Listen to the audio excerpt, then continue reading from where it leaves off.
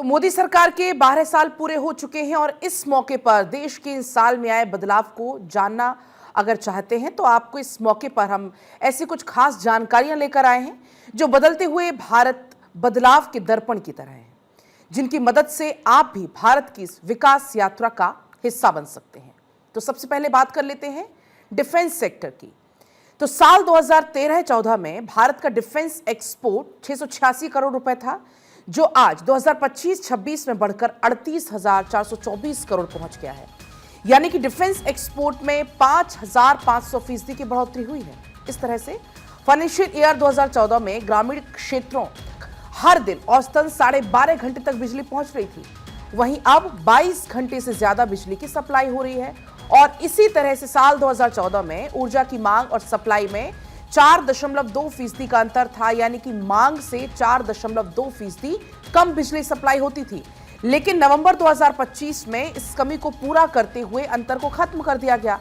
मतलब जितनी जरूरत है उतनी बिजली की सप्लाई आराम से हो रही है। अब बात वायरलेस डेटा की कर लेते हैं। हम सभी मोबाइल डेटा के इस्तेमाल करते हैं, लेकिन 2014 में इस डेटा के लिए आपको 269 रुपए पर जीबी पर खर्च करने पड़ते थे, लेकिन अब 2025-26 की अगर हम बात करते हैं तो हर जीबी की औसत कीमत 8 रुपए हो चुकी है। यानी कि मोबाइल डेटा की कीमत 261 रुपए सीधा सीधा घट गई है। साफ सफाई का एक बड़ा फैक्टर इस बीच रहा है। 2014-15 में घरों से ना के बराबर कूड़ा उठाया जा रहा था, वहीं 2025-26 में 98% घरों से कूड़े का कलेक्शन अब होने लगा है। जीएसटी कलेक्शन की बात करते हैं तो जीएसटी कलेक्शन में भी भारत ने नए रिकॉर्ड बनाए हैं। साल 2022 में 14.5 लाख करोड़ का जीएसटी कलेक्शन हुआ, जो 2023 में 18.1 लाख करोड़ पहुंचा और 2024 में 20.2 लाख करोड़ और वित्तीय वर्ष 2025 में 22.1 लाख करोड़ रुपए तक का रिकॉर्ड कलेक्शन हुआ है। कनेक्टिविटी की दिशा में भी कीर्तिमान लगातार रचे जा रहे हैं, जहां वित्तीय वर्ष 2026 में 672.9 मीट्रिक टन पोर्ट कार्गो ढोया गया, जो 2016 से 2020 तक की बात करें तो उन पोर्ट कार्गो सप्लाई से सीधा 36% ज्यादा है।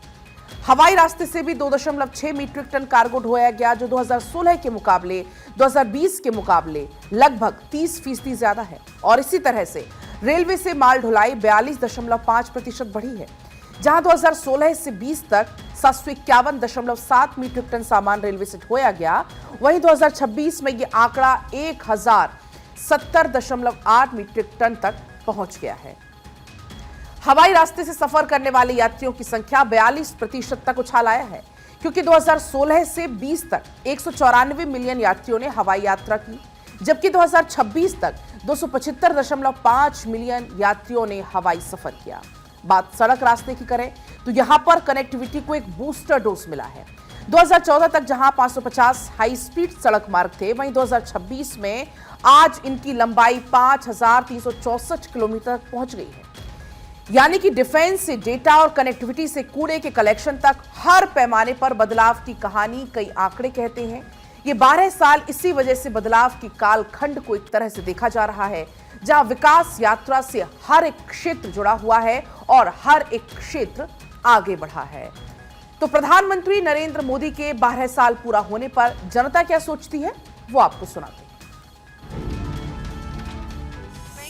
और मैनेजमेंट की स्टूडेंट हूँ।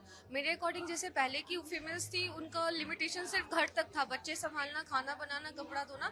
लेकिन अभी प्रधानमंत्री के स्टार्टअप्स के बाद से हम खुद आगे बढ़ के अपना बिजनेस स्टार्ट कर सकते हैं। जैसे फॉर एग्जांपल घर में जो फीमेल अचार बनाती थी घर के लोगों के लिए, आज वो अचार बना के बाहर बेच सकती है। तो उनसे उनका बिजनेस भी स्टार्ट होगा, कुछ अर्निंग भी होगा और घर में उससे उनका वैल्यू भी बढ़ेगा। और प्लस पॉइंट है कि हमारा इंडिया का भी नेम होगा। यूपीआई पेमेंट आने से ना बेसिकली हमारे लिए बहुत इजी हो गया है। मतलब जो ट्रांजैक्शन हम लोग को बैंक के थ्रू करना पड़ता था, उस चीज़ पे हमें यूपीआई पेमेंट करने से ट्रांजैक्शन वगैरह में इजी हो गया, कहीं पे भी जल्दी से पेमेंट कर सकते हैं। तो वो हमारा इंडिया का जो हमारा यूपीआई का जो डिसीजन था वो बेसिकली बहुत बेस्ट डिसीजन था।